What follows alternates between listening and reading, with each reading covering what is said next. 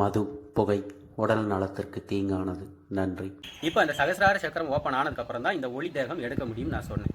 இந்த ஒளி தேகம் எடுத்ததுக்கப்புறம் அதுக்கு அடுத்த ஸ்டேஜ் என்னவா இருக்கும்? இந்த ஒளி தேகம்ன்ற ஒன்று தான் முழுமையா? அதை தாண்டி எதுவும் இல்லையான்னு கேட்டால் கிடையாது. இந்த ஒளி தேகத்தை தாண்டி பல தேகங்கள் இருக்குது. இந்த ஒளி தேகத்திலிருந்து சகசிராரன் சக்கரம் ஓப்பன் ஆகி அந்த ஒரு ஒளி தேகத்திலிருந்து ஒரு 1008 தேகங்களை எடுக்க முடியும். அந்த ஒரு ஒளி தேகத்தை பெருசாக்கிக்கிட்டே போகலாம், பெரிய ஒளி ஆக்கிக்கிட்டே போக முடியும். அது அவங்களுடைய தவநிலையை பொறுத்து அது அந்த ஒளி பெருசாகும். காளிக்கு 18 கைகள் இருக்கும், புரியுதுங்களா? பெருமாளுக்கு மகாவிஷ்ணுவுக்கு நிறைய கைகள் இருக்கும். இந்த மாதிரி அந்த ஒளி தேகத்தை கொஞ்சம் பெருசாக்கி அதில் பல கைகளும் பல அஸ்திரங்களும் வர வைக்க முடியும். தமிழ் மக்களுக்கும் ஆன்மீக அன்பர்களுக்கும் அன்பான வணக்கங்கள்.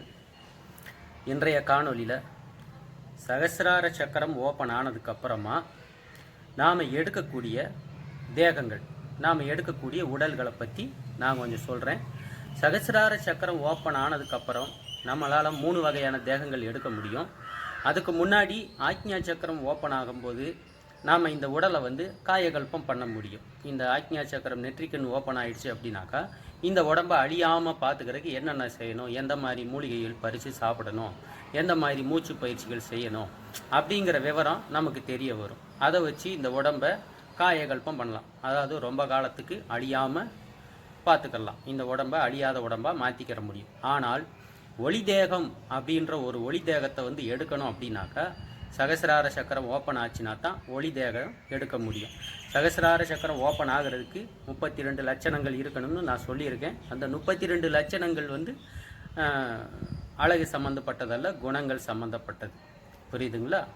இப்போ பஞ்சமகா பாதகங்கள்னு சொல்லுவாங்க. அதில் கல், காமம், களவு, பொய், கொலை 5 விதமான பாதகங்கள் செய்யக்கூடாதுன்னு அது ஒரு நல்ல 5 குணங்கள், நாம் பின்பற்றக்கூடிய ஒரு 5 குணங்கள். அந்த மாதிரி 32 குணங்கள் உண்டு. அந்த 32 குணங்களை தான் 32 லட்சணங்கள்னு சொல்லியிருக்காங்க. அந்த 32 லட்சணங்கள் நான் அடுத்த ஒரு வீடியோவில் காணொலியில் அந்த 32 லட்சணங்கள் என்னன்னு நான் எழுதி கரெக்டாக உங்களுக்கு அந்த வீடியோவில் போடுறேன். நீங்கள் ஃபாலோ பண்ண முடிஞ்சவங்க ஃபாலோ பண்ணுங்கள். இப்போது அந்த 32 லட்சணங்கள் பொருந்திய அந்த குணம் நம்மளுக்கு வாய்ச்சிருச்சு அப்படின்னா சகசிரார சக்கரம் ஓப்பன் ஆகிறதுக்கு வாய்ப்பு இருக்குது. இப்போ அந்த சகசிரார சக்கரம் ஓப்பன் ஆனதுக்கப்புறம் தான் இந்த ஒளி தேகம் எடுக்க முடியும்னு நான் சொன்னேன். அப்படி இந்த ஒளி தேகம் எடுத்ததுக்கப்புறம் அதுக்கு அடுத்த ஸ்டேஜ் என்னவா இருக்கும் அப்படிங்கிறத பற்றி இந்த காணொலியில் நான் சொல்கிறேன். எல்லாருக்கும் அந்த ஒளி தேகம் அப்படின்ற ஒன்று தான் தெரியும். சகசிரார சக்கரம் ஓப்பன் ஆச்சுன்னா தான் ஒளி தேகம் எடுக்க முடியுன்ற விவரம் நிறைய பேருக்கு தெரியாது. ஆனால் அந்த ஒளி தேகத்தை தாண்டி யார் யார் என்னென்ன பண்ணுவாங்க, இந்த ஒளி தேகம்ன்ற ஒன்று தான் முழுமையா? அதை தாண்டி எதுவும் இல்லையான்னு கேட்டால் கிடையாது. இந்த ஒளி தேகத்தை தாண்டி பல தேகங்கள் இருக்குது. அதில் ஒரு 3 வகையான தேகங்களை நான் சொல்கிறேன். தேகம்னா உடல், முதல்ல தெரிஞ்சுக்குங்க. இந்த ஒளி தேகம் எடுத்ததுக்கு அப்புறமா சகசிரார சக்கரம் ஓப்பன் ஆகிடுச்சு, ஒளி தேகம் எடுத்துட்டாங்க அப்படின்னா அதுக்கடுத்து அவங்க என்ன பண்ணுவாங்க அப்படின்னு சொன்னால், இந்த ஒளி தேகத்தை நாம் 2ஆவும் 3ஆவும் 10ஆவும் மாற்றிக்கிற முடியும். இந்த ஒளி தேகத்தை ஒரு தேகத்திலிருந்து இன்னொரு தேகத்தை வர வைக்க முடியும், புரியுதுங்களா? அதுலேருந்து இன்னொரு தேகத்தை வர வைக்க முடியும். இப்படியே பல தேகங்களை அந்த ஒளி தேகத்திலிருந்து ஏற்படுத்த முடியும், உருவாக்க முடியும். இந்த மாதிரி தேவர்கள் பல பேர் 1008 தேகங்கள் எடுத்திருக்காங்க.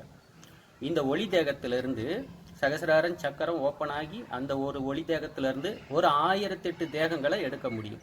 அந்த மாதிரி 1008 தேகங்கள் எடுத்ததைத்தான் சகசிரநாம ஸ்தோத்திரம், சகசிரநாமாவளின்னு சொல்லி வழிபாடு பண்ணிக்கிட்டு வராங்க கோயில்களில். இப்போ சிவபெருமானுக்கு சகசிரநாமாவளி இருக்குது, பெருமாளுக்கு சகசிரநாமாவளி இருக்குது, அம்பாளுக்கு சகசிரநாமாவளி இருக்குது, விநாயகருக்கு இருக்குது.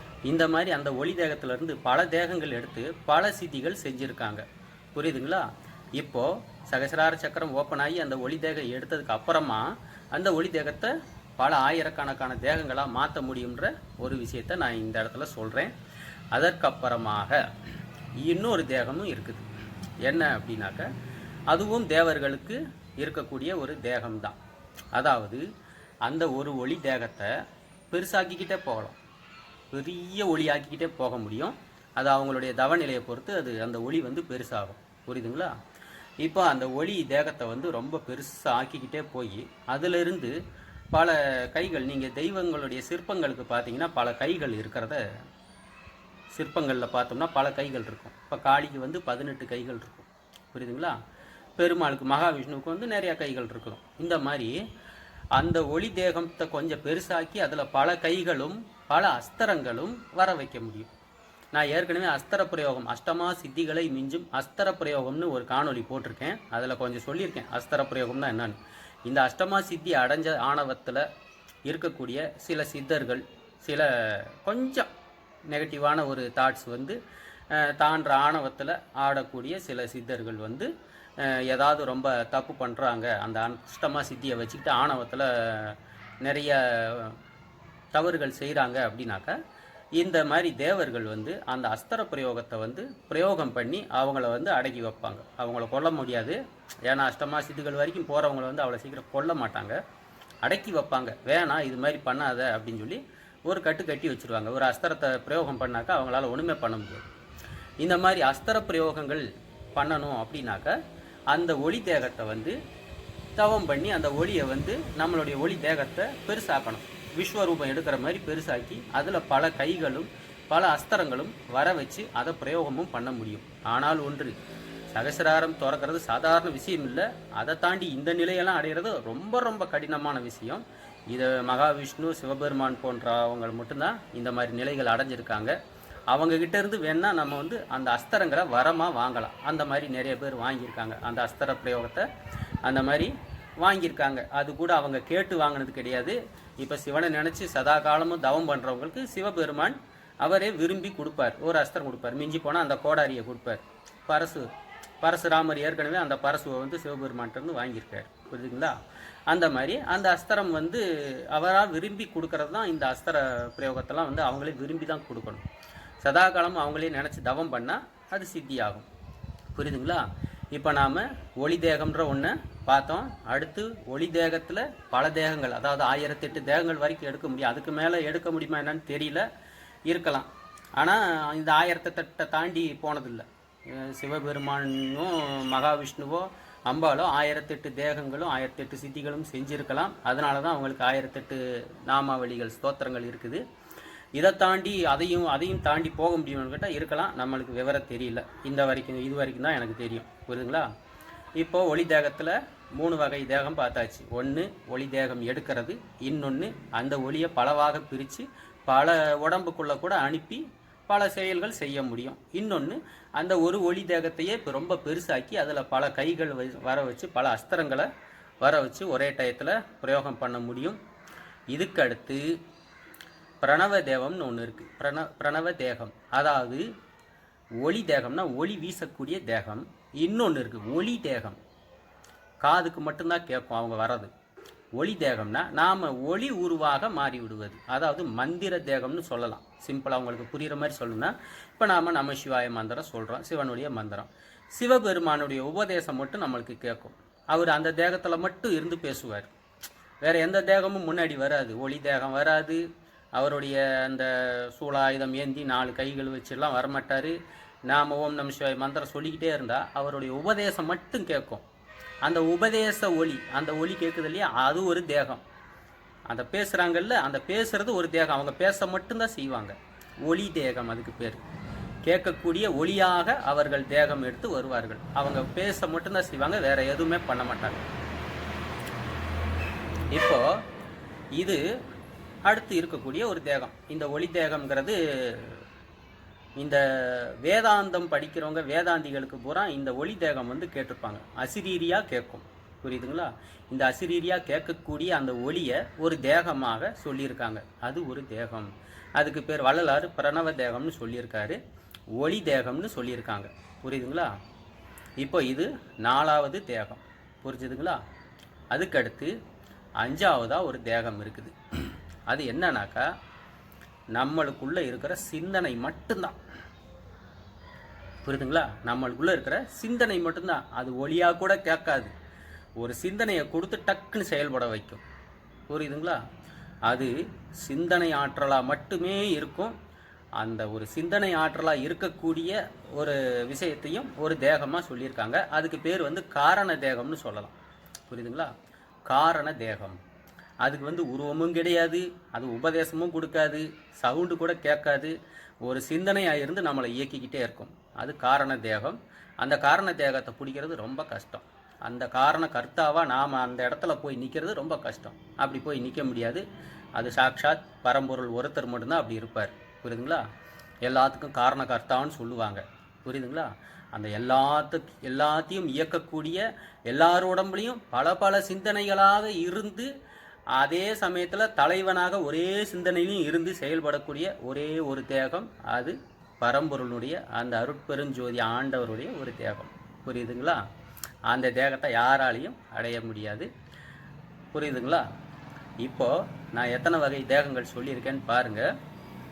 ஒளி தேகம், அதுக்கப்புறம் அந்த ஒளியை பல ஒளியாக மாற்றக்கூடிய ஒரு நிலை, அதற்கப்புறம் அந்த ஒளியை பெருசாக்கி அதில் நிறையா கைகளும் அஸ்திரங்களும் வர வச்சு சித்திகள் செய்கிற ஒரு தேகம், அதற்கப்புறமா ஒளி தேகம் கேட்கக்கூடிய அசிரீரி அந்த தேகம், அதற்கப்புறமா காரணகர்த்தாவாக இருக்கக்கூடிய காரண தேகம்.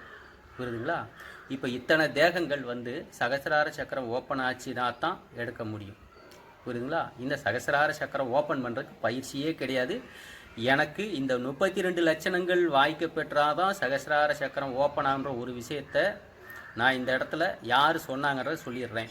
இந்த சகசிரார சக்கரம் ஓப்பன் ஆகிறதுக்கு இந்த 32 லட்சணங்கள் வேணும் அப்படின்னு சொன்ன ஒரு விஷயம், அது யார் சொன்னது அப்படின்னாக்கா, மருதமலையில் நான் அடிக்கடி போய் தவம் பண்ணுறது உண்டு. மருதமலையில் நான் கோயம்புத்தூரில் ஒரு காலகட்டத்தில் வேலை செஞ்சுக்கிட்டு இருக்கும்போது அடிக்கடி மருதமலை போவேன். அதுக்கப்புறம் ஆன்மீகத்துக்கு பல காலம் கழித்து திருப்பியும் மருதமலைக்கு ஒரு முறை போய் உட்காந்து தவம் பண்ணும்போது ஒரு 3 மணி நேரம் பண்ணேன்.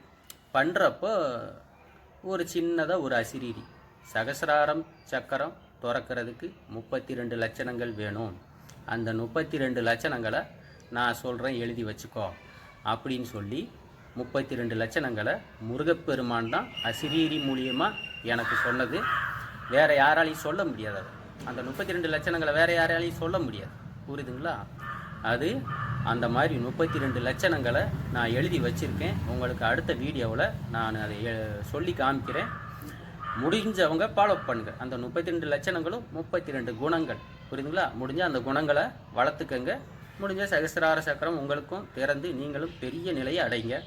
எனக்கு ரொம்ப சந்தோஷம். இதை நீங்கள் கேட்டு அதை ஃபாலோ பண்ணிங்கன்னா ரொம்ப ரொம்ப சந்தோஷம். இது நான் சொல்லலை, முருகப்பெருமான் எனக்கு தெரியப்படுத்தினது. சரி மக்களே, சகசிரார சக்கரத்தை பற்றி எனக்கு தெரிஞ்ச அளவுக்கு ஏற்கனவே ஒரு காணொலி போட்டு அதுலேயும் சொல்லியாச்சு. இந்த காணொலியில் அதோடு அதிகமாக சொல்லியிருக்கேன். பல வகையான தேகங்களை சொல்லியிருக்கேன். சகசிரார சக்கரம் ஓப்பன் ஆனதுக்கப்புறம் வரக்கூடிய தேகங்களை பற்றி சொல்லியிருக்கேன். அதாவது உடல்களை பற்றி. புரியுங்களா? கேட்டு தெரிஞ்சுக்குங்க, தெளிவடைஞ்சுக்குங்க. நீங்கள் ஆன்மீக பயணத்தில் உங்களுக்கு ஒரு சோர்வு, ஒரு சந்தேகம் ஏற்படும் போது இந்த மாதிரி வீடியோ காணொலிகளை பார்த்தோம்னா நம்மளுக்கு இன்னும் கொஞ்சம் நாம் பயணிக்கிறதுக்கு ஒரு நம்பிக்கை, ஒரு புத்துணர்வு வரும். அதுக்காண்டி தான் வீடியோவில் சொல்கிறது. சரி மக்களே, எனக்கு தெரிஞ்ச அளவுக்கு சகசிராரத்தை பற்றி சொல்லியாச்சு. அடுத்த காணொலியில் இந்த 32 லட்சணங்கள் என்னன்னு சொல்கிறேன். நன்றி, வணக்கம். அகத்தியர் திருவடி போற்றி.